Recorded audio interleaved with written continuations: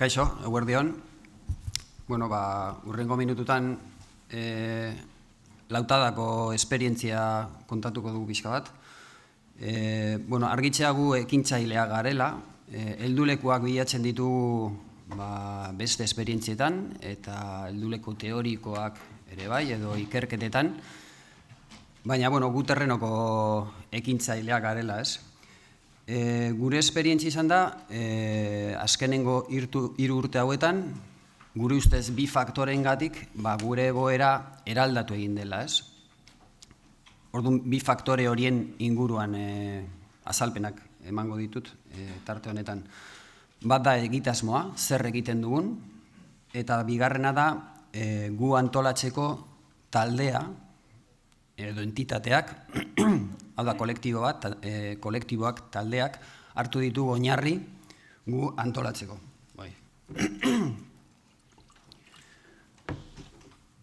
Pixkat, sarrera bezala, lautadan kokatzeko, 13.000 biztanle, bizi dira lautadan, 8 udalerri ezberdina daude, 8 instituzio, gehi gero kuadrilla, deitzen dena, mankomunitate bezala, 8ak biltzen duena, 3 herri handi daude, Agurain, Araia eta Dulantzi, eta beste guztiak oso txikiak dira, 40 biztanlekoak, 50, 100, askoz jota. 3 alderdi politikoen artean, banatzen dira 8 udalerri horiek, EAJ, EH Bildu eta Dulantziko independienteak. Euskarari dagokionez, ohiko hizkuntza zen eta zabala zen bere erabilera 18. mendean, 2 mendetan desagertu egin zen guztiz, eta Frankoren garaiko azkenengo urteetan berreskuratze lanetan hasi zen, ez? Aguraingo ikastola lehenengoa, Araiakoak, gau eskola euskaltegia bihurtu zen, AEK, eta hortik, Euskara Zerbitzu ere, martxan ipini zen. Eta, ibilbide horretan, orain, biztanleen 150ak Euskaraz ulertzen du, 130 Euskaraz hitz egiteko gai, inkesten arabera, baina erabilera 5% da, eta transmititu ere 5% transmititzen da etxean, ez?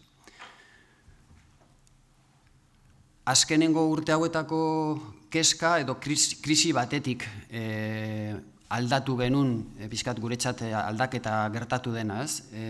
Krisi hori zen, nolabait, arrazoi honengatik, ez? Bildu garen arrazoi honengatik, nola antolatu, herritarrak nola parte hartu, Euskara sustatzeko edo erabilera sustatzeko antolakuntza batean. Erabileraren krisi hori ere bai, ezagutza gora, baina erabilera ez zuen gora egiten. Eta krisi horretatik, 2016an, etorri zen pixkat gure hasierako aldaketa, ez? Lehen aipatu ditut bi faktore horiek, egitasmoa eta taldean oinarritzea antolakuntzarako, ez dakigu zein den lehena, oioa edo arrautza, biak batera gertatu dira, eta hori da pixkat ere transmititu nahi dudana orain, ez? Elkartetik komunitatera, hori da pixkat egiten dugun galdera, gu komunitatea deitu diogu, lautadako euskararen komunitatea, eta galdera ikurrarekin, bidean gaude, hau da, ezin dugu esan hau dela helburua edo ondo funtzionatuko duen, ez? 3 urte ez dira igual nahikoak ziurtasunez hitz egiteko, ez? Guretzat momentuz oso baliagarri izan da, eta pozik gauden lekuan, baina, oraindik galdera ikurra hori, ez? Gure ustez, autokritika egiten, esan dezakegu, elkarte tipiko baten ereduarekin ez genuela asmatzen.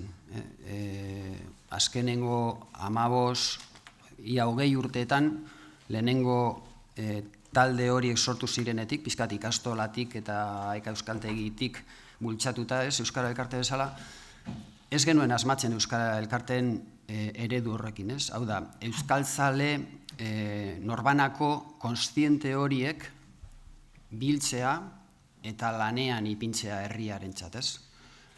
Ez ginen ailegatzen bazkideak edukitzera, finanziazio bat edo elkarlan bat instituzioekin, liberatu bat edukitzera, pixkat elkarte batzuek daukaten egitura garatu horretara ez ginen ailegatzen, ez?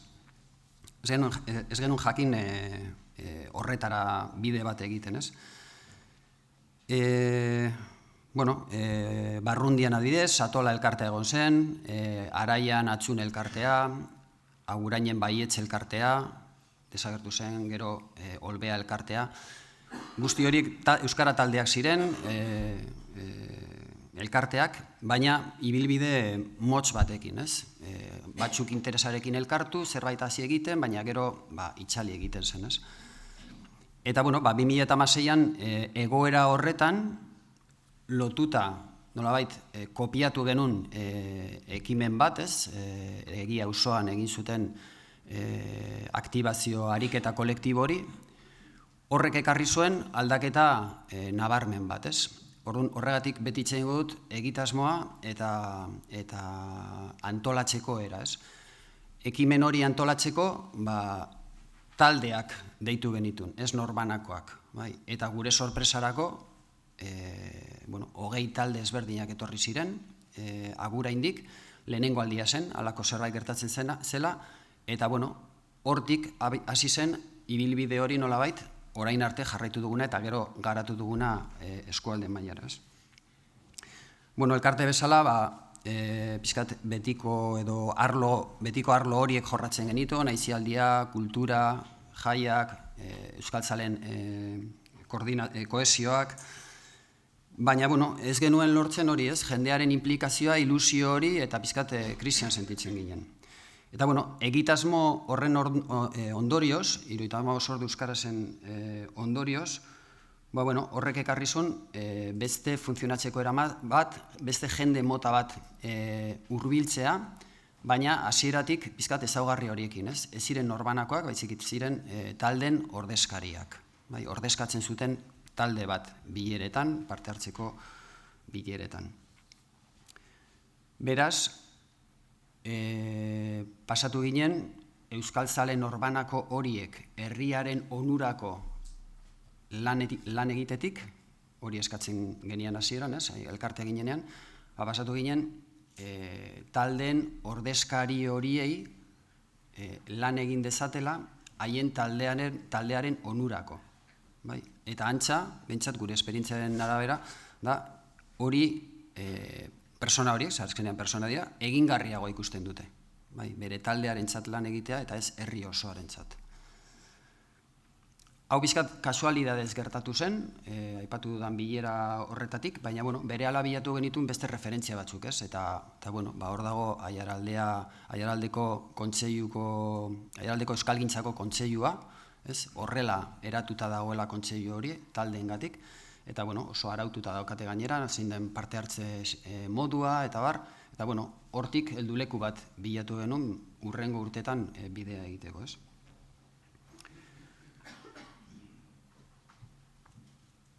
Gero ere, taldearekin lotuta eta taldearen ordezkaritzarekin lotuta, guk urte hauetan abaritzen ari garena da, beti ez dugu erabiltzen euskara kontzientziarekin, ez? Talde batzuetan, ez asko, segure egoera soziolinguistikoa da eremu erdaldun batean bizi garela, baina inertziarengatik edo kontestuarengatik edo kasualidadengatik talde batzuk hasi dira euskara erabiltzen ia normaltasun osoz. Hori orain arte zen gertatzen, baina orain gurean hasi da gertatzen, ez? Ez dute autu bat hartu, talde bezala, zuzendaritzak edo bilera batean edo, baizik eta inertziaz, ume txikiengatik ibiltzen direlako edo, hasi dira ibilbide hori egiten euskaraz, ez? Orduan, hori ere iruditzen zaigu erabili behar dugula nolabait antolakuntzarako, ez? Ez bakarrik eskatzea gintza direnak, euskal gintza direnak, baizik eta beste entitate ezberdinak, bizkat inertziarengatik lan egiten dutenak, ez?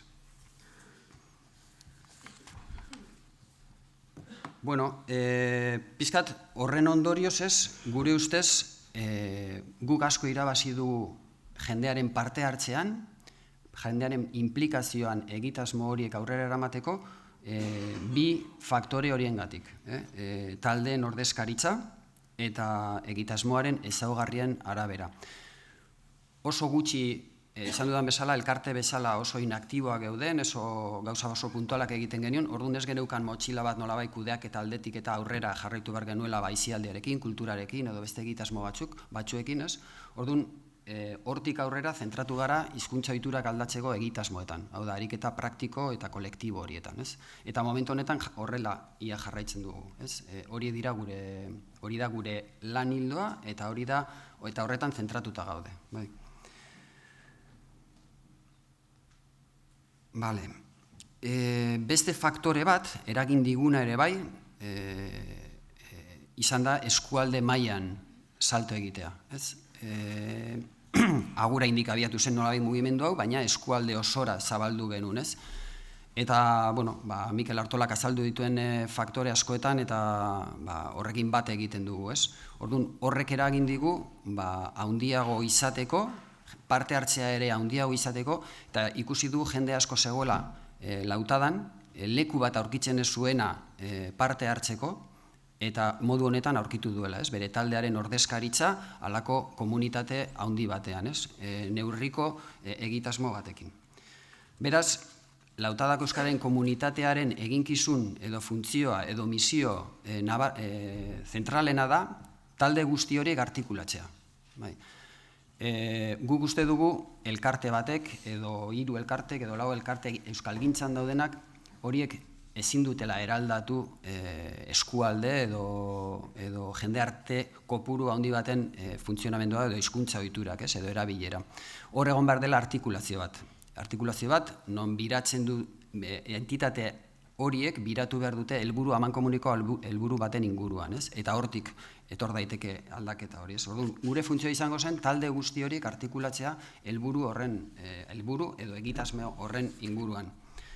Eta hori urte hauetan lortu dugu, nolabait, euskaraldiarekin horrekin lortu dugu, ez?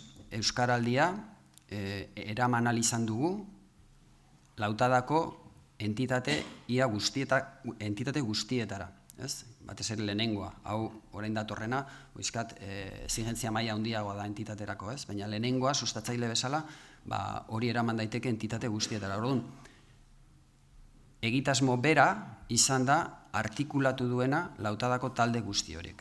Orduan, gu arreta handia egin nahi diogu, ze egitasmo motak lortu duen funtzio hori, hortik jarraitzeko, ez? Ezaugarri horiekin jarraitzeko.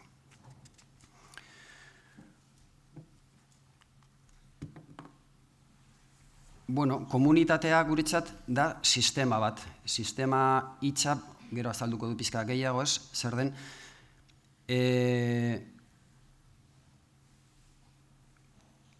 komunitatea artikulatzeko gune bat da, eta orduan osatuta dago talde horiekin. Taldeak dira osagaiak, bai?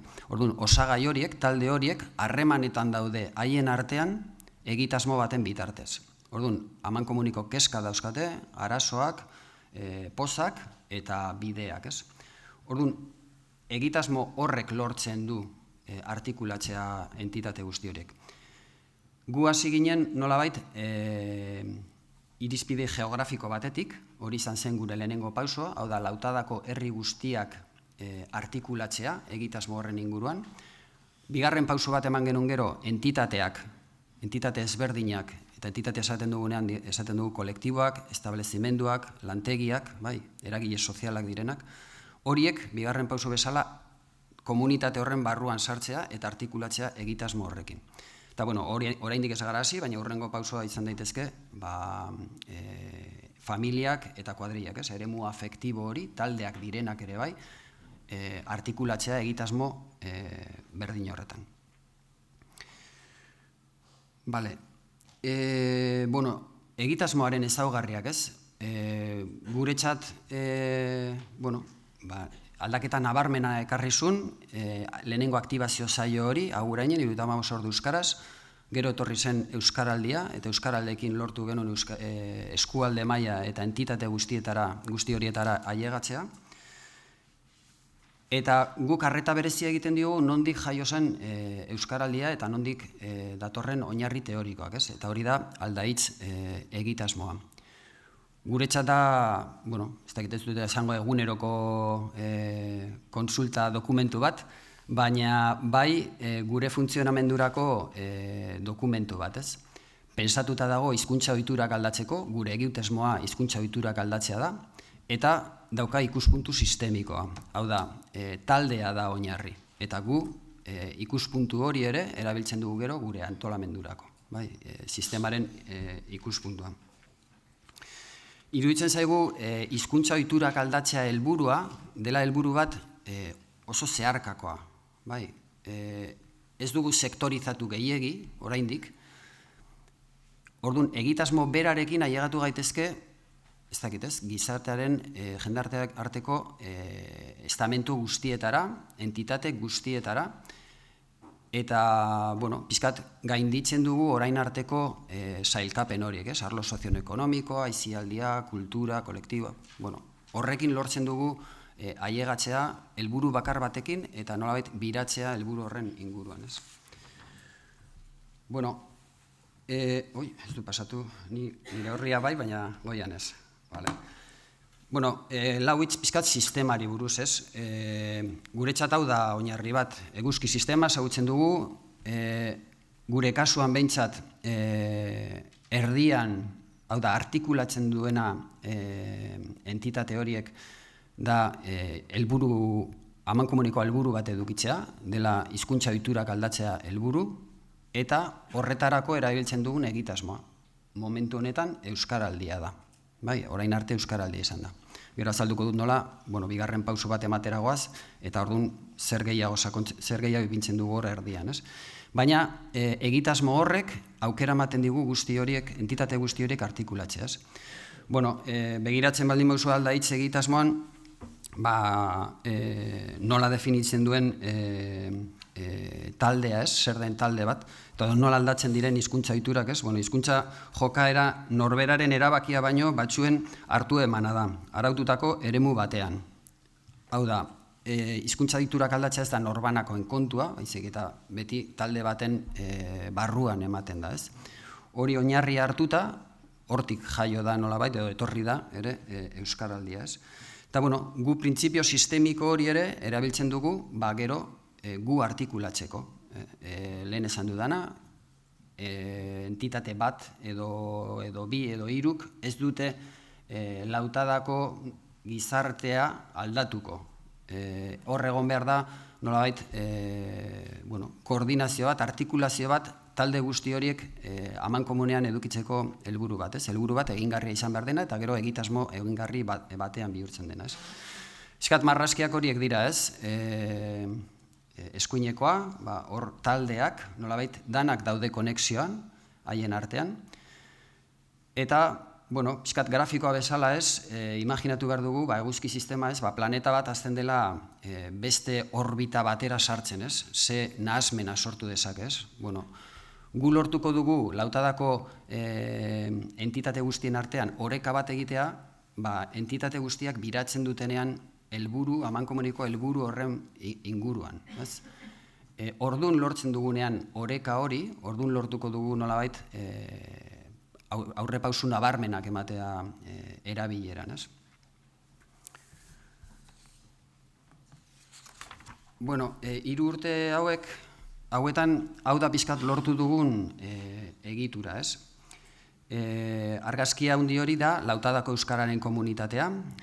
Nortzu dira hor dauden lagunak? Bueno, dira paper horretan, bakoitzak bere paper horretan ordezkatzen duen taldearen ordezkaria. Eragileak dira danak, eragile sozialak dira, hemen instituzioak ez daude.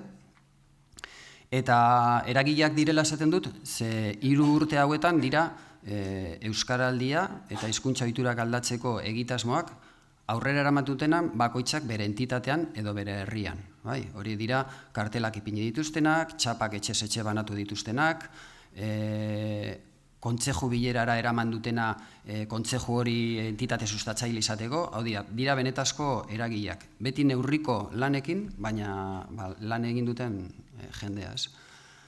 Bueno, horre argazki txikiago batean erdian, hori da lautadako koordinazio taldea.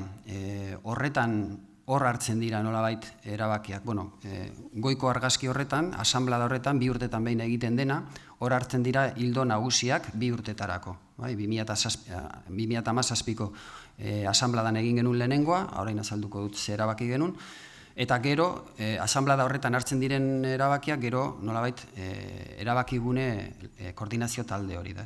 Eta behan daude, lautadan dauden 8 udalerri, horiek dira, lehenengo 3 talde bezala funtzionatzen dute, haiek hartzen dituzte erabaki batzuk bertan herrian eragiteko, eta bestetan ez dira taldeak, naiz eta argazki kolektibo izan ez dute talde bezala funtzionatzen, dira herri bakoitzan dagoen eragile bat, elkartzen direla udalerriko bilera batean, baina gero ez dira haien artean koordinatzen. Bakoitza daukan lana da herri bezala, herri horretan aurrera eramatea egitasmoa, kasu honetan orain arte Euskaraldia.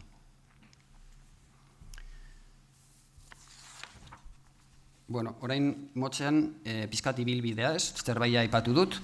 2016an, Agurainen 75 ordu euskaraz martxan ipini genuen, hortik nolabait erabaki genuen, hain ondo atera zenez hartzea nolabait lan hildo hori, hizkuntzako ohiturak aldatzeko lan hildoa, eta horretarako ariketa soziala, ariketa praktikoak izatea, ariketa kolektiboak izatea gure egitasmoa, gure egin beharrak. Bueno, 2016an 75 ordu euskaraz, 2018an Euskaraldia, 2019an simulakroa antolatu genuen lautadan, 2020ko Euskaraldiaren simulakroa.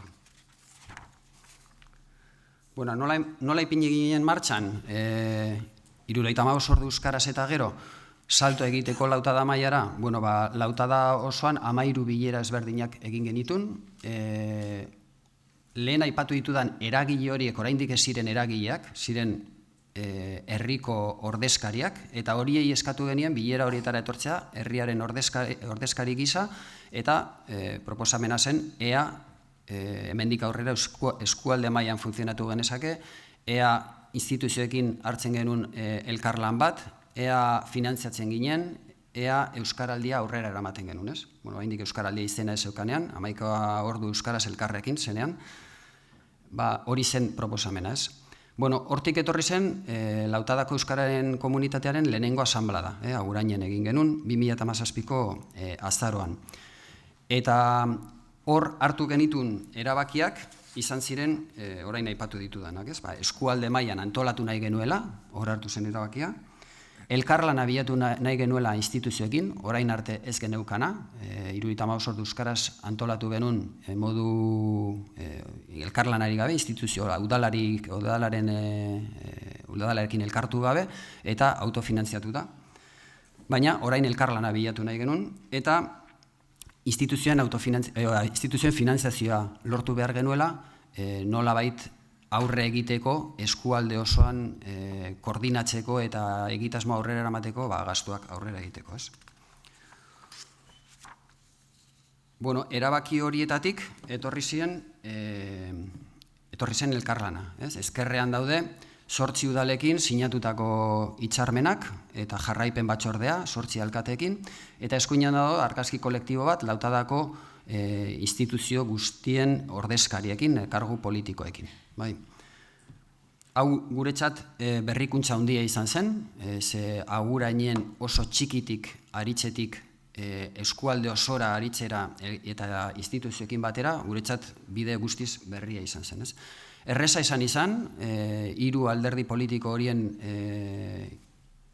arduradunak batera ipintzea eta erabaki kolektibo bat hartzea aurrera eramateko, gora beratxoa izan harremanak, baina bat egin zuten eta momentuz behintzat bat egiten dute. Bueno, elkarlana hor komatxoen artean ipini dut, guk esaten dugu elkarlan tradizionala egiten dugula oraindik. Eta elkarlan tradizionala oinarritzen da bizkat finantziazioan. Finantziazio gure ustez on bat lortzen dugu, aurrera egiteko baldintza honetan, udalek kopuru bat ipintzen dute biztanleko, eta horrekin lortzen dugu 31.000 euroko finantziazio bat aurrera egiteko. Gu gero beste erdi bat bilatzen dugu diru laguntza eta autofinantziazioarekin. Elkarlan horretan lortu genuen maila politikoan adostasun bat egotea. Hori, helburu hori, aipatu dugun helburu hori, hizkuntza ohiturak aldatzea, hori helburu amankomunatua izatea, ez? Lortu genuen ere, plan estrategikotan, ze justu berritzen ziren 2019an, aktibazioa eta hizkuntza ohituren aldaketa zentralidade bat ere hartzea. Eta hitzarmenak sinatu genitun. Bueno, hortik etorri ziren Euskaraldia eta simulakroa ere bai, 2019an.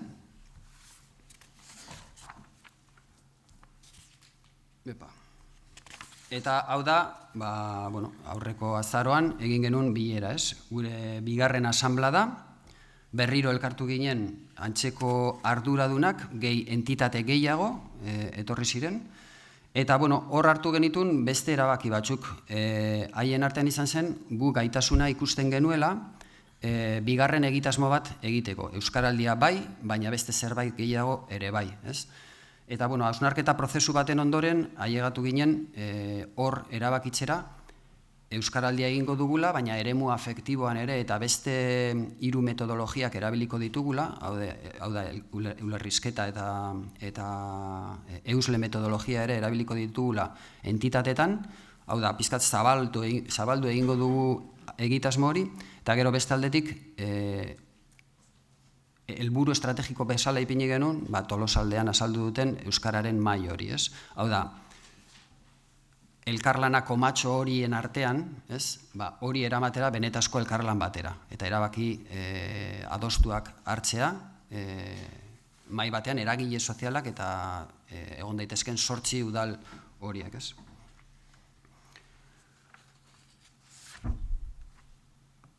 Eta, ja bukatzen, horrela pizkat jaso dugu gure funtzioa, pizkat heltzen ere sistema irudi horri, erdian ipintzen dugu helburu bat, misio bat, egitasmo bat, eta horren arabera artikulatzen dira entitateak eta arlo ezberdinak. Hor ez da ezer ulertzen, baina borobil bakoitzan dago arlo bat, ezkerreko borobil horretan hor daude, nolabait, euskara erabiltzen duten edo gehiago erabila nahi duten entitateak. Eskuinean daude instituzioak, hor eragite lan bat egingo dugu, Kontseiluak aurkeztutako hizkuntza eskubideak bermatzeko udal protokoloa, hori erabiliko dugu nolabait, neurri bezalak 8 udalei hizkuntza politika bateratu bat proposatzeko hurrengo 2 urteetan, eta hortik ea jaiotzen den lautadako euskararen maila. Eta, behan dago arlo bat, oraindik jorratzen ez duguna, eta da, gu deitu digu, euskara sustatzeko zailtasunak duten entitateak edo taldeak. Horretara ere ailegatu nahi dugu. Oraindik ez dakigu nola. Orduan momentuz gaude goiko 2 horietan. Eta bukatzeko, aurrean dauzkagun erronkak, aipatu dut baten bat, elkarlana, benetazko elkarlana, eta hortik etor daiteke lautadako euskararen maila, entitateak eta taldeak komunitateko kide izateko kanpaina, formalizatu nahi dugu lautadako kide izateko zeintzu diren parte hartzeko sistemak, oraindik oso difusoa daukagu, diskurtso propio bat eduki nahi dugu, instituzioekin elkarlanean bai, ondoan bai, baina aurrean ere igual batxutan egon behar da, eta hori nola uztartzen dugun, hori bide hori landu nahi dugu, eta gero ere iraundu nahi dugu, hau da, 3 urte daramagu, pizkat ideia horrekin, eta helburu izango zen denboran luzatzea eta hor mantentzea. Eta bukatzeko, besterik gabe, gure esperientziarengatik uste dugu taldearen aroan sartu garela, hizkuntza ohiturak aldatzeko pisu handia hartu du orokorrean, izango nuke Euskal Herriko euskara taldeetan edo batzordeetan. Hori taldeetan oinarritzen da, taldearen funtzionamendetan oinarritzen da, eta gure ustez, gure esperientziarengatik, uste dugu gure antolatzeko era ere hori kontutan hartu behar dugula, taldeetan oinarritu behar garela. Eskerrik asko.